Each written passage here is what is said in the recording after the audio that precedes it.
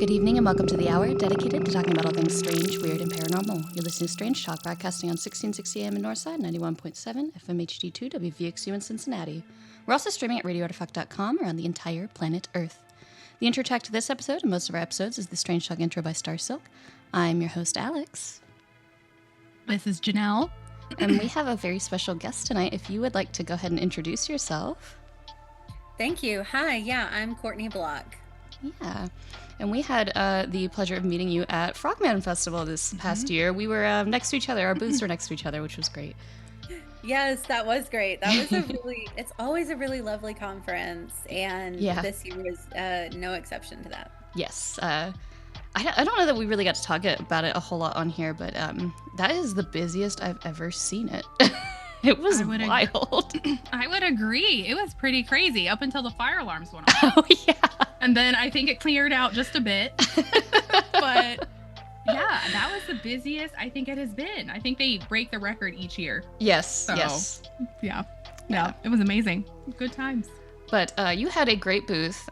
You were talking about haunted libraries. Yes, thank you. Yeah, I really liked your all's booth too. The phone phone that you had, that was amazing. Thank you. Thank you. I think the best part with the phone was a lot of kids were like, "What is that?" Because it looks like a rotary phone. For those of you who did not get to see Alex's lovely video of it, so a lot of kids were like, "That is wild. It is like all attached to one another, and like you have to push buttons to call." It was crazy. I'm gonna bring floppy disks next year just to really, really confuse people. Oh yeah, for sure. For sure. So as we mentioned, Courtney was with us at Frogman. I believe you are a librarian at Indiana University Southeast. Was that right? Okay. Yep. Okay. Yeah. Yeah, I'm a librarian at Indiana University Southeast, like you just said, right across the river from Louisville, Kentucky. And I'm also an author and a paranormal bibliographer. And I was there mainly to promote, like you had mentioned, Alyx, I was promoting my upcoming third book, which is Inside the World's Haunted Libraries. Yes. It's officially, the ebook is already out, but the hardcover comes out this coming Thursday, April 30th. Which I think I forgot to mention, this episode airs on Thursday, so the book is out today. Go get your books! Go get the books! That's amazing. The timing of that could not have worked out even better. So yeah, you can go get Courtney's book now. Yes. Well, maybe not right now because it'll be 9 p.m. But if you can find a bookstore open that late, you're doing great.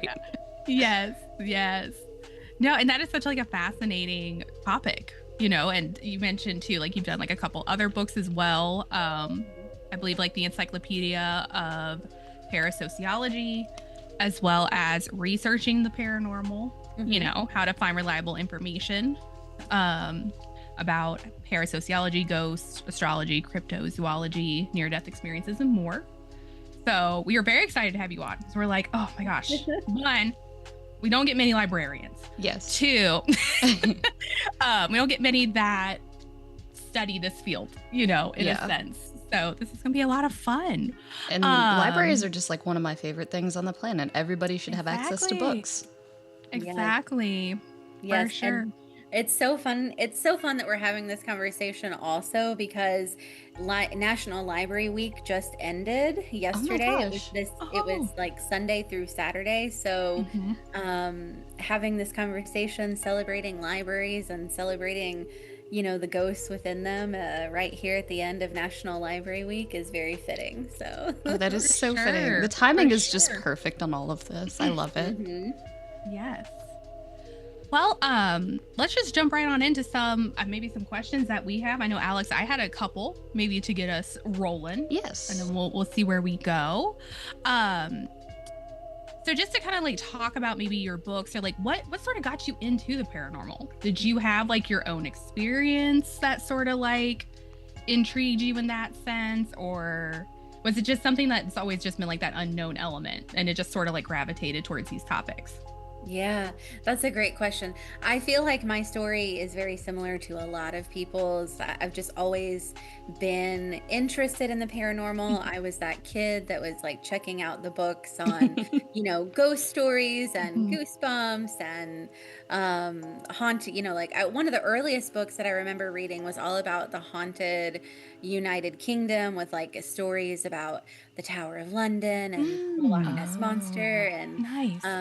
yeah, so I've just always been interested in the paranormal and ever since, with childhood, don't necessarily have any like foundational experiences that drew me into it.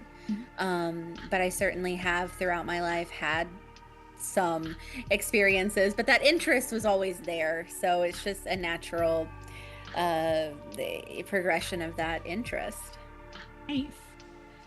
That is so fun. I think so many of us get into it when we are very young to an extent, like with like books and, maybe as you get older, you do get some more of those experiences and, that interest still like remains. So that is so much fun. And I know with your recent book, Inside the World's Haunted Libraries, so clearly this is focusing on haunted libraries throughout the world. What was it like working with people, like trying to get that arranged and getting their stories compiled and things like that? Yes. It was a ton of emailing. Yeah. It would have been so amazing to be able to like, travel around and like meet with everybody. But no, it was a lot of emailing. I had the idea to do this book when I was in the process of writing my second book, The Encyclopedia of Parapsychology. And I really, as a librarian, I wanted to celebrate the lived experiences of library workers around the world.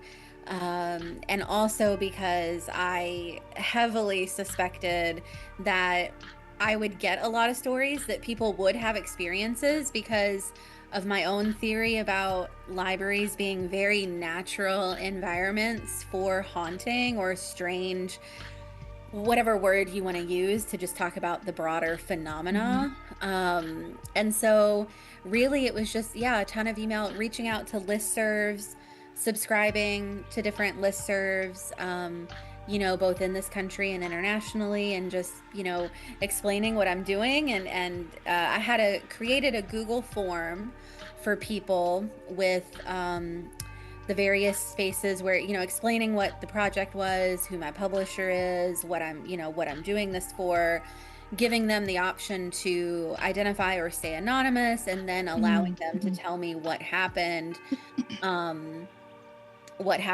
them. And and it took just a little over a year, and now it's out and it's just wild. I'm sure it is. I know you kind of touched on it a little bit. Like you sort of have like a theory about why libraries maybe are sort of like, we'll say like a hotbed almost. Do you feel comfortable sharing that theory, or is it something that like you're going to save for maybe like a next book coming out? Are you able to share with us like why you think libraries are such like that space? Because I think a lot of people, understandably so, they're like, they're quiet, they're peaceful, but maybe that's only when, you know, during the day, for example. So I love it. I'm happy to share it because Okay. I outline this theory explicitly in my book. Okay. So yeah, I have this theory about libraries being just natural environments, naturally welcoming, and just, I think, inviting spaces for anomalous phenomena for a variety of reasons. First, you have just that constant energy of people through the library every single day. Very similar vibes to, like, you know, airports and coffee shops and train stations and, you know, parks, and constant flow of people. Yeah. And also, too, the fact that, you know, let's just sort of talk about the physical library, but I will remind everyone, of course, that there's so much that libraries offer digitally and online. Right. Yes. For sure. There's all the collections within the library also give off a certain energy, I think, because I think anything you create gives off energy, like a song, a painting, you know, your photography. I mean, even the radio, like, you know, these episodes that you put out. I mean, anything that I think you pour your creative energy into leaves like a bit of that energy, that mark. So libraries are full of these little creations from people who have poured like immense time and energy into creating them, and a lot of those people are like long dead and gone, and so that's like another layer to like that sort of spookiness. But you know, their words, and as such, like, them live on through their writing.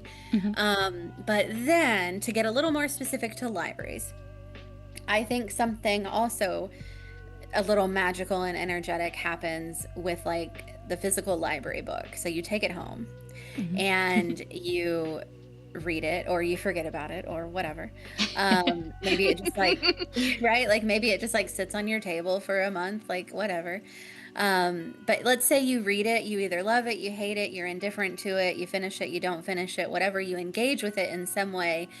And it's sort of like this thing that is living with you in your household, and then you put it, you return it, and it goes right back on the shelf, and the next reader takes it and returns it, and so on and so on and so on. And so these like library books, yeah, they're just, the reader is also pouring their energy into it. And interacting with this thing. And as we all know, like, books and writing can be very moving and very transformational and very important things. And so I think that gives like another air to it. And then also too, there's so many layers to this. The fact that libraries are inherently a liminal space because there's nothing like them in society. I mean, you could make a little bit of an argument that other third places in society, like coffee shops, parks, museums, are similar to the library and have that sort of liminal aspect to them, and they certainly do. But there's nothing exactly like the library. You don't have to have any reason at all to go into a library. You can walk in, sit down at a table, and stay there all day if you want, and nobody's gonna, you know, somebody might check in and be like, hey, are you okay, do you need anything? But nobody's really gonna bother you. You don't have to earn your right to sit there by buying a coffee or doing anything. So there's literally, in this capitalist society that we live in, there is nothing like the library, and the library itself stands in direct, like, you know, it just direct difference to how everything works. Because also you know, you can take out as many books as you want, you can attend services and classes for free, you can get resume help, like it just, Yeah, so they're like one of the most beloved like institutions of society, but they are so different from anything in our society. Yeah. And I think that characteristic of libraries, that quality, makes them the liminal entity. They really do That's fair. like hold just so much more liminal energy than like other spaces do. And I think what you're saying is part of that, where coffee shops are similar, but yeah, you can stay there for free all day, and like there's no other place that you're sharing something so like kind of intimate with other people. I mean, like the book that you're reading is the same book that 20 other people have read. Everybody is putting their energy into that, and everyone's putting energy into that space. And unlike, the airport where there is no time, libraries, like very much you can tell the time in there, and it has like this ageless weight to it. I love that. Oh my gosh, that's so good. It reminds me of something that I talk about in the book. There's a researcher, Avery Gordon, who wrote this beautiful book called Ghostly Matters. And they talk about this notion of hauntings being from things that are stained by time. Yeah. And I love the way that they say that, like stained by time. And I think libraries are also stained by time because, like you just said, time is very different in these spaces. And yeah. Yeah, we were talking to someone recently about sort of the relationship between hauntings and time and stuff like that, and it is interesting that there's all these theories. Like some theories are that hauntings are just loops of time that are stuck forever on that, and there are other theories that the like spirits sort of lose energy over time. So like I don't think you can talk about ghosts without thinking about time in some way or another. Yeah. I completely agree with you. And also think about the implications of what things like ghosts and hauntings question about time and like the nature of time, or even like our assumed reality of time. Yeah. I think my favorite post that I've seen in recent years is the one that's just like, I can't wait for like the early 2000s ghosts wearing like juicy booty shorts and wearing lip gloss and Yes. Oh, that's gonna be wild. That will be absolutely wild.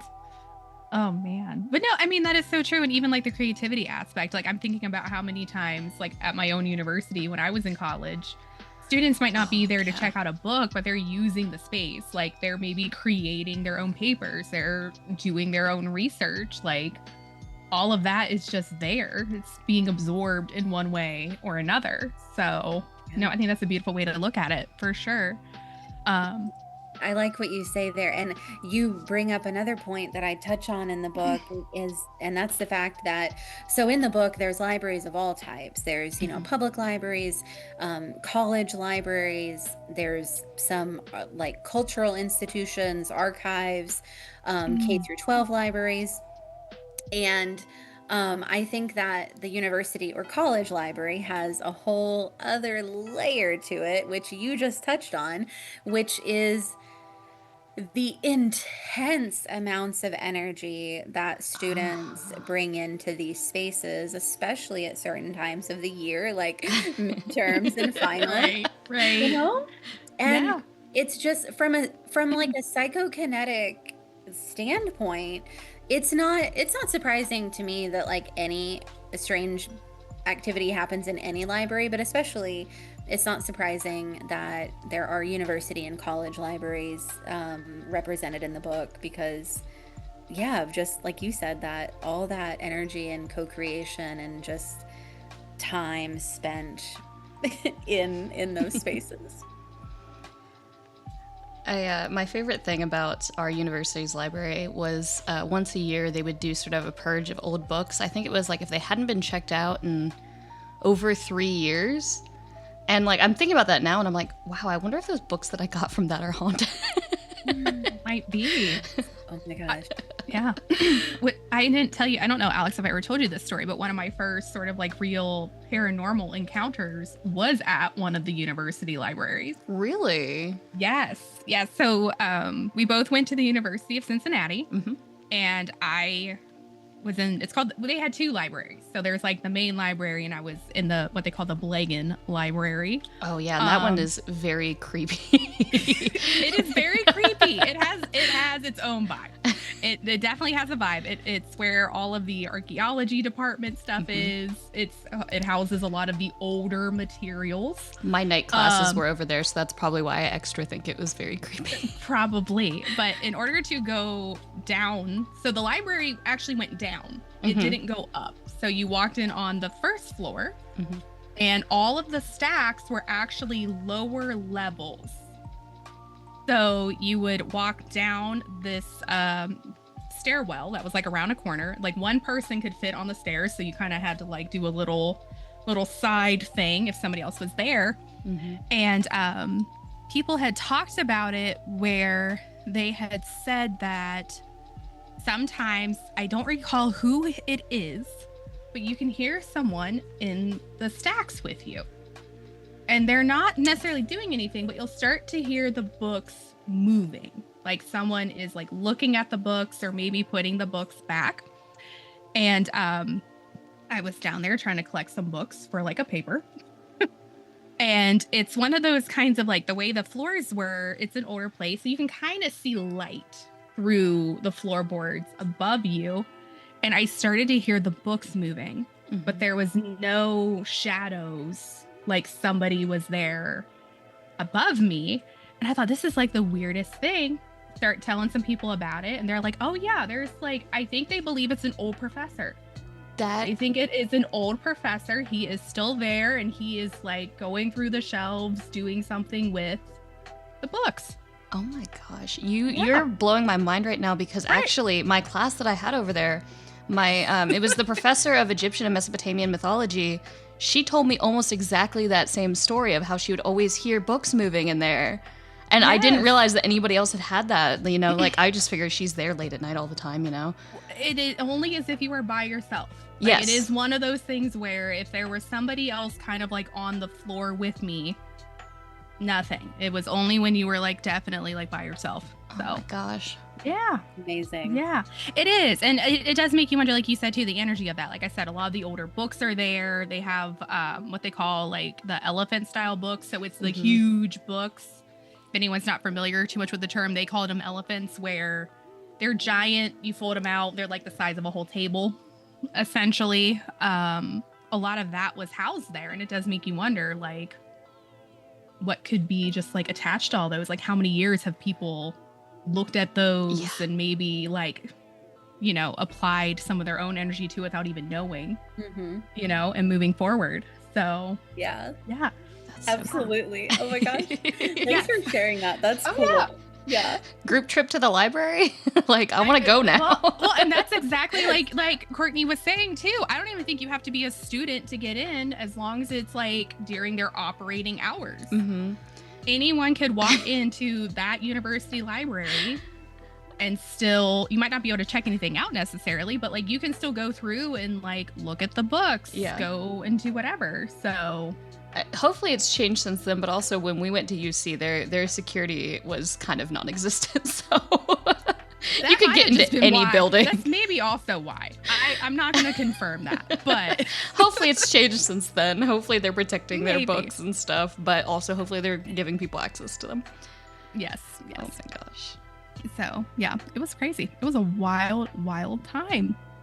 I kind of want to talk a little bit about your book, Researching the Paranormal, and how to find reliable information in regards to that. I find that so fascinating, because I feel like in this day and age, not necessarily in a bad way, but it's just like everything's almost at our fingertips. And I think it's that typical conversation that you kind of hear where it's like, what is considered, we'll almost say like a reliable source versus not, especially when it comes to things like this, you know. AI's out there, a lot of technology has changed, a lot of things can be faked. Yeah, there's just a lot of different information. what would be maybe some advice you would maybe give to people or someone who is just starting to kind of like explore these subjects and they're kind of looking for those like trustworthy sources? Like, they don't want to go down the rabbit hole necessarily, but what would be like a good place to start for those kinds of things? Yeah. Oh gosh. Okay. Well, I mean, I will say that I think I think one of the good places to start would be, my first book, Researching the Paranormal, which, you can ask your library to get a copy for you. And or maybe your library has one, but because in there I talk about so many different sources that are either openly accessible, and I tell you how to access them, Oh, or nice. yeah, or how to get access to things that are typically paywalled through institutions like your library. Hmm. And then I also have an annotated bibliography of resources from the 1880s through the 2020s, of scholarship that people have written on various topics like, ghosts, psychokinesis, ESP, all sorts of things. And so people can start there, but also I think a great place to start would be, there's lots of really, really lovely, openly accessible resources. The Psi Encyclopedia, PSI, Psi Encyclopedia, that is hosted by the Society for Psychical Research, is a wonderful database. Freely and openly accessible. You can find information on people, events, concepts, theories, tests, studies, like just so much stuff. So that would be a really great research. And then if you want to dig into some of the scholarly literature that's been written out there, what I love to do is remind people that they have a right to information. They have a right to any information, and and that includes the scholarly record, like journal articles. But I think a lot of people assume that they can't access those if they're not like a student or a professor or something, but that's not the case at all. Another thing is too, like, those articles are often full of like jargon and technical language, but I love telling people how to best like navigate through those if you're not really familiar with the language. And by the way, there's so much language that I'm not, like, I would find an article and be like, I don't really know the jargon of this field or whatever, but if you read the introduction and you read the discussion at the end of the paper, though, that's where they lay everything out in simple terms. So all you need to do is read the introduction and then skip to the end and read the discussion and conclusion, and you'll get an idea of what this study was about. Like, hey, these people did some experiments about ESP, and here's what they did, and here's what they discovered. So Google Scholar can be a great place to type in some keywords like, hauntings or extrasensory perception or psychokinesis or whatever you want. No, that is so true. And that is such a great place to start, because I do think you're totally right in that I feel like there's a lot of resources out there, but it's almost intimidating in a way. Like you said, you're like, well, people are like, well, I'm not diving into this to where I'm going to become like an expert. Maybe it's just something in their own town. Yeah. Where they're like, I've always heard about, XYZ always being like a little haunted or something going on there. What could that, like what kind of history do we have with that? Yes. And yeah, I think these resources are really great to know about for sure. So if that's more of the case, because I was kind of just thinking at first, like broader. Oh, for sure. Yeah. But I'm glad you brought this up. Yeah. So if you know of a location, maybe it's even like your house or something like that, or a business in town or something, there's another really, really lovely database called Chronicling America, and it is hosted by the Library of Congress. It's freely and openly available, and it indexes newspapers up through like 1962. So it is historic newspapers, but you can type in like your address or the address of a building and see if you get any hits on like articles, you know? Oh, wow. Yeah, you can type in a person's name. You can type in keywords like your town and whatever you want to pair it with. Maybe like an event or something that you like, you know, that's happened. Okay. Yeah. Nice. And then a lot of your local libraries will have you know, online newspaper subscriptions too. A lot of which you can access from your home by just logging in with your library card number. You know, and then of course also places like Ancestry or Heritage Quest, again, that you can research often through your library. Findagrave.com is a really cool website. Oh, I love them. I love them so much. Yeah. And then also too, like your you know, local like county tax assessor's website, so you can find so much historical information about you know, a property. Or I mean, sometimes it's kind of creepy what you can find, but yes, it makes me just a little nervous because now you're like, wow, this is going to be out there someday for me, and like, yeah. The fun part is we used to live in the same apartment building, and I was able to get like all the information about it from online records. The downside is I was able to get all the information on it from public records, which is creepy. Yep. It is, yeah, there's like a joke, it's so funny, in librarianship where we just, like an inside joke where we're just like, librarians are some of the creepiest people. Because we can find it, we can tell you how to find it too. Right. I feel such a kinship with that working in IT, because it's just like, I have access to all the information. I can find that for you. Do you want me to? Yeah. It's the second question of, I will do everything in my power to potentially find that for you if you need me to. Yes. Oh my gosh, that's so amazing. Oh. I have a question for you here. I'm just curious, kind of which one was your first love? Was it libraries or the paranormal, or did they just go hand in hand at all times? Oh, gosh. Were you always like a library kid? Because like I think I mentioned this to you when we were at Frogman. My sister works in the library system. And so, yeah, I do feel like that does sometimes happen. It's just the exposure at a young age. But anyway, sorry, go ahead, Courtney. Yeah. Oh, no. Yeah. These are great questions. I think that I would probably have to say that the interest in the paranormal came first, because I just always remember, you know, even going to like the school library and, you know, checking out like Goosebumps or Scary Stories, or, you know, and then, so like I always enjoyed libraries, but I think, the interest in the paranormal and the anomalous was just there from the beginning, and then followed my love of and passion for library work. And luckily those two things were very related.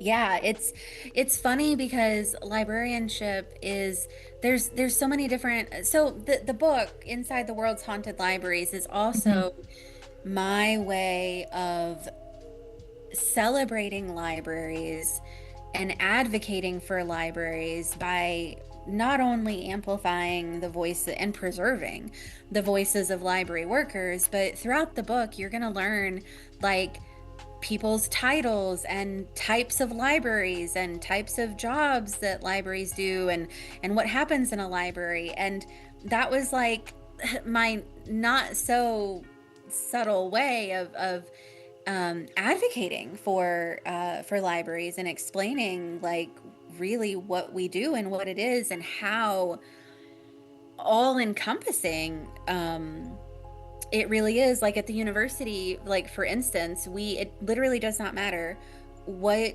you're studying as a student. You can come to us with any question. Yeah. Any you know, question. Yeah.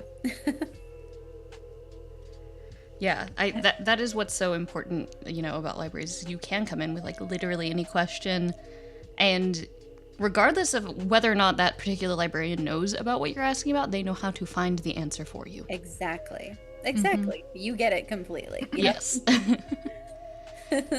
the Google before Google existed, now it's like, if you find everything on old online forums from before internet search became just a nightmare. Right. Those AI things that now pop up when you Google something. And they're not right. They're like never right. I'm like, I just want my options. I don't need you to tell me. I want my options. Did you, when compiling Inside the World of Haunted Libraries, did you find like there was one particular sort of like story that was your favorite that you would recommend maybe people to like definitely like don't skip this one, like make sure you check this one out? Yeah, there is. And it's really funny that you asked this, because last night I had a dream that I was giving a library tour, and I was like telling people about the book, and I was like, you have to make sure that you read this story. So maybe that's just because I was, anticipating and looking forward to this talk or whatever. Right. There are a few. Every single one of the stories in the book have such a special place in my heart, but there is a story that I talk about in the introduction that I point people to, and it's when I'm trying to tell them like what I know to be true about the spirit of libraries. And so I say, if you want to know, if you want an example of what I'm trying to tell you about the beauty and the meaning and the magic of libraries, then you should start with the tale from the Oldham Public Library in Oldham, England, and the story of Mary Clark, or as they call her, the ghost of the books.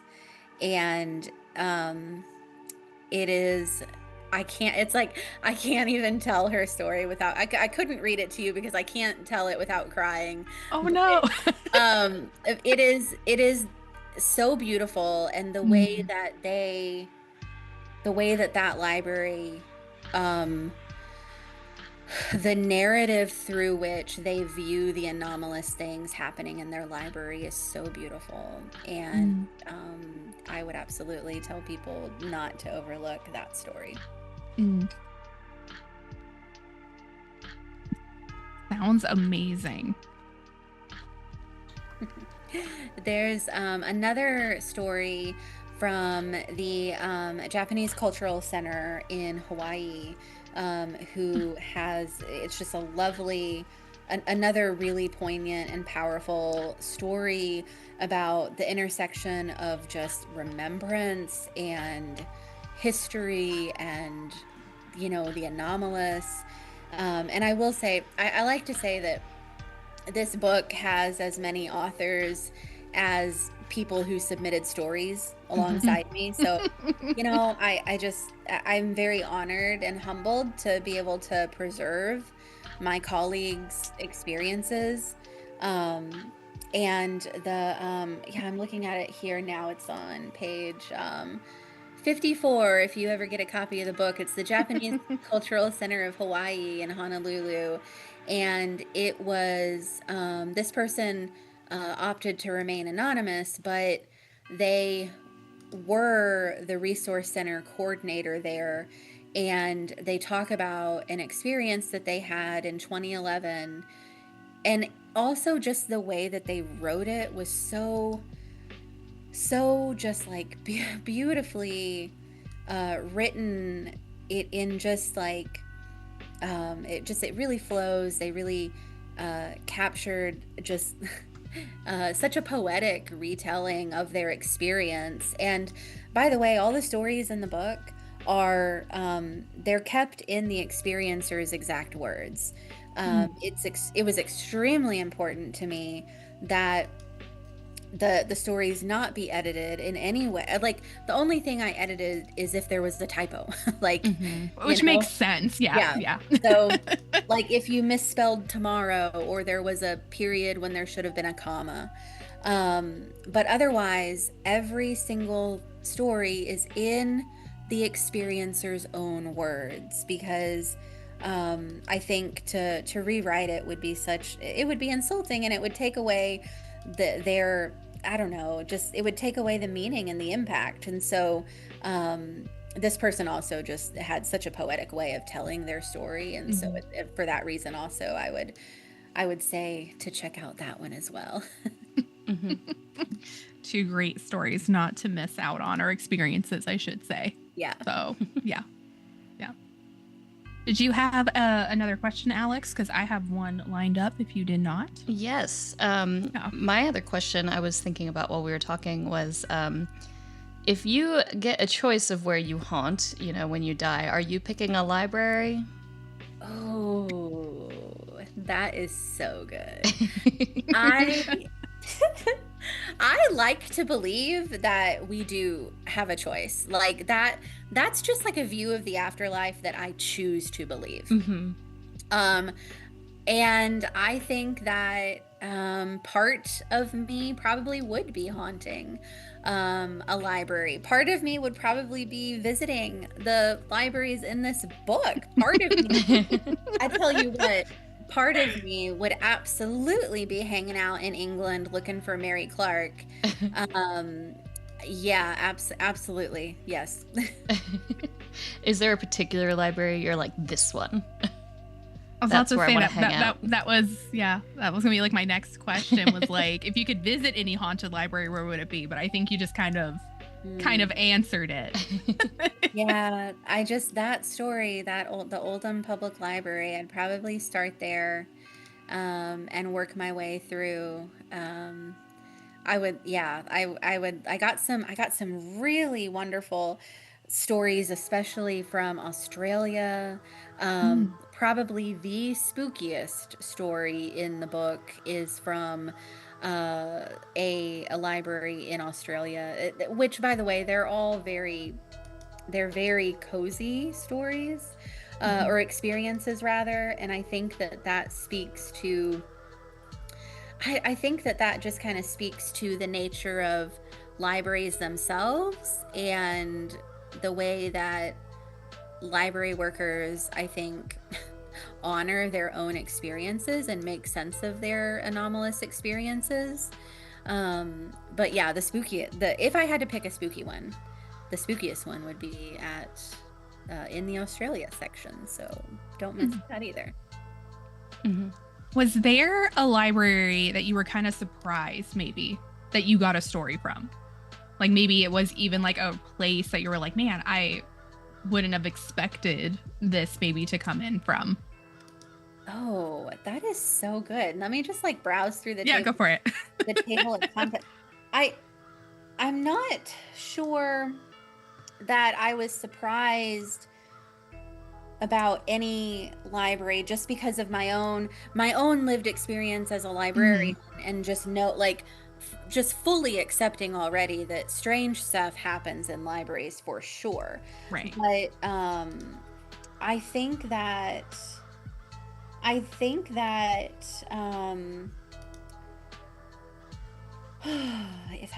remember the State Library of Victoria in Australia submitted one, and they have so much going on there. And I just remember being like, wow, like they have a lot of stuff. So I was kind of maybe like surprised in that way. I was happy that I did get as much international representation as I got, just because of just the barriers and nuances of being a US-based author and like trying to reach out and get all these. But I think that what I perhaps was more surprised at were some of the things that people reported. Okay. And less that, but there wasn't any one particular library that surprised me. But I think some of the encounters in them, I was just like blown away by. Mm-hmm. That's amazing. Yeah. Wow. Awesome. Ginelle, did you say you had another question as well?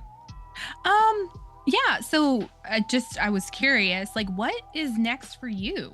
Like in your research or any upcoming projects? Or is there like maybe an area that like you're going to start maybe exploring a little more that maybe you haven't already like dived into? I love this question. Yeah. I have been researching the life of librarian and parapsychologist Rhea White for the past like 5 years, 5 or 6 years.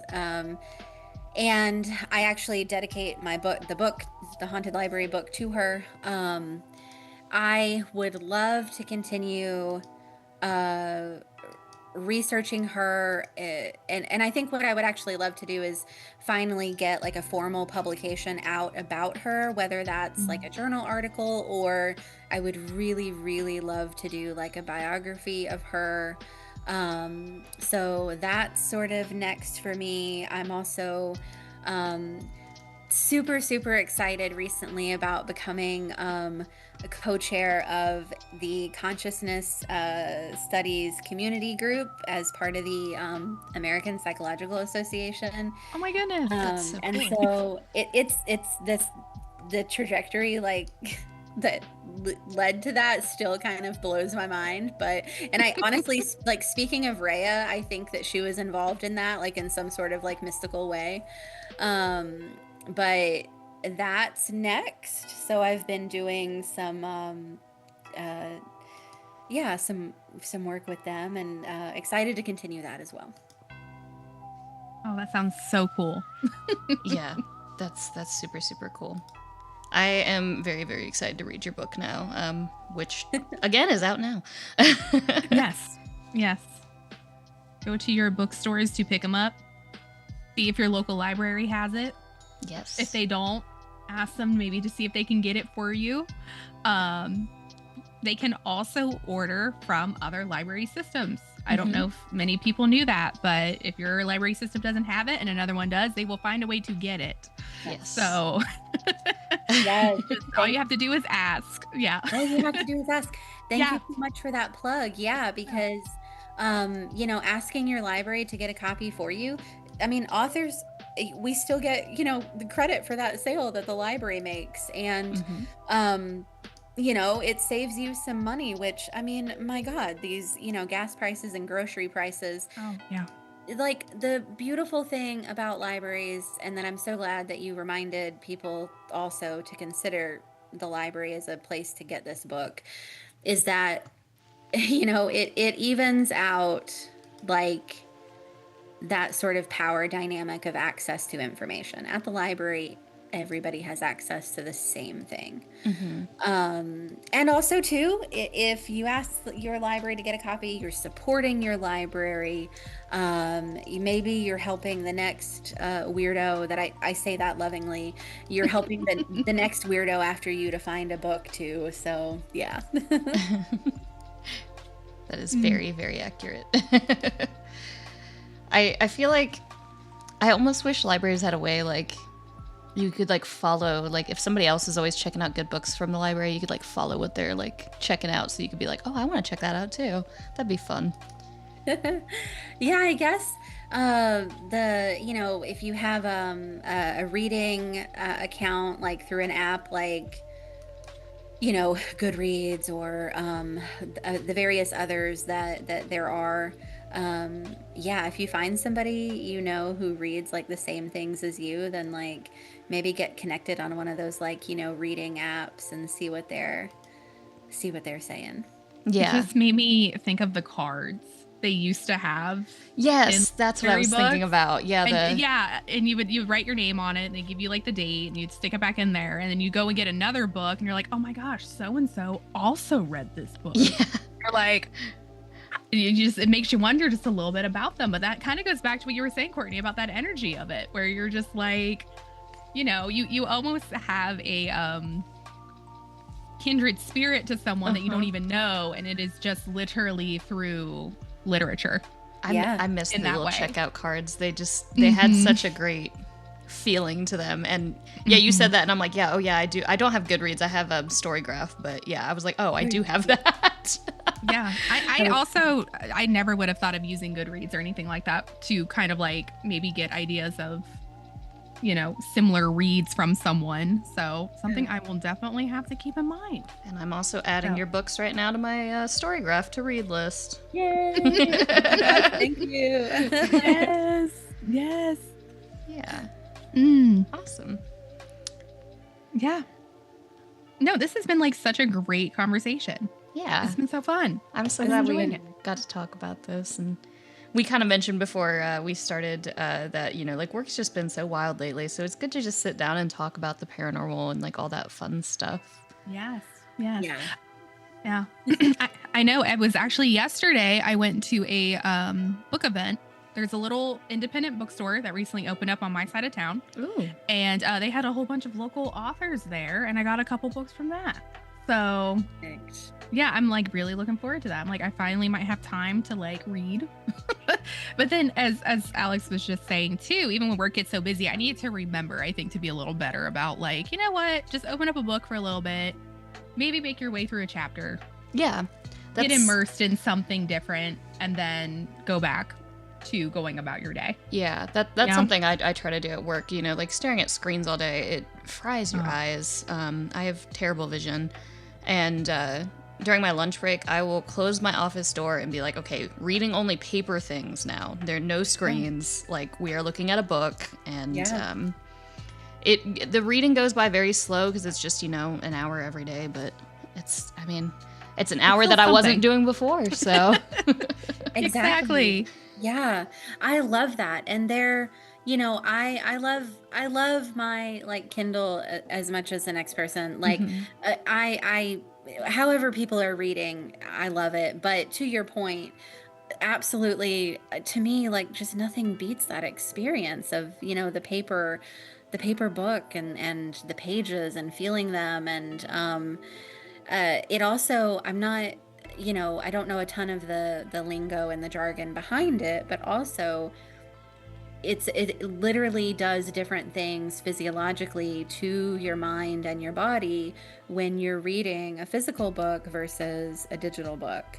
So it's an entirely different, it just like activates different things. You learn differently with paper versus digitally. So it's not an exact substitute. Yeah. I know I'm a big fan of like audiobooks because those are like great for driving. Yes, great for driving or when I'm working. You know, sometimes, like I said, I'm on my computer a lot, clearly, but there's just certain books that I'm like, man, I can kind of like get through it a little easier to an extent listening to it. Yeah. I've also had some audiobooks that I was like, I absolutely hate this, and then I read the actual book and it is so much better. Yeah. Something about the inflection with the person, nothing against them, but I was like, oh no, I just cannot. Have to get a good narrator. Yes. If you're an author and you're getting somebody to narrate your books, if you get a say in it, just make sure you pick a good one. Because otherwise people will be turning your book off and it's not because of you. No. And that's exactly it. That's why I'm like, you know what? There's certain books where I'm like, I know I will enjoy the tale, but just this format is not for me. So we're now going to try it the other way. The OG copy. Yeah. We're gonna go back to the OG copy. Yeah. And that's such a perfect and valid example of how the different formats change the entire experience. And I also love audiobooks too. Oh my gosh. And I completely agree with what you're saying about narrators. You got to find that one that really vibes with you, and that you enjoy. And a lot of you know, library databases, library catalogs, and probably even just generally online, you can, if you find a narrator that you really love, you can probably find a list of everything that they've narrated. Yeah. Yes. Oh, for sure. Oh, yeah. I didn't even think about that, where you can just click their name and then go see what else they've narrated. Exactly. Yeah. No, that is really, really awesome. Getting all the pro tips here today. Exactly. You know what? It's perfect. We're going to be going into summer. Yes. Hopefully people get some free time, or they're like, you know what? I just want to relax. It gives them some stuff to to think about or maybe do. So no, that's awesome. So much fun. Yeah, and we're about at the top of the hour here. Time just goes by so quickly. Thank you so much for joining us and talking all about haunted libraries. This is like one of my favorite things to talk about. Yeah. Oh my gosh, thank you for having me. It's always fun to talk about. I'm always grateful at the opportunity. So thank you a bunch. Yeah, of course. You're welcome on any time, and For sure. everyone can go pick up your book now. Exactly. As I'll say, we didn't get into any parapsychology. So maybe we'll do an episode down the road on that. For sure. Feel free to let me know. Yeah, absolutely. Yeah, we'll have you on. Well, and on that note, I guess we'll go ahead and sign off for the night. So good night. And good luck.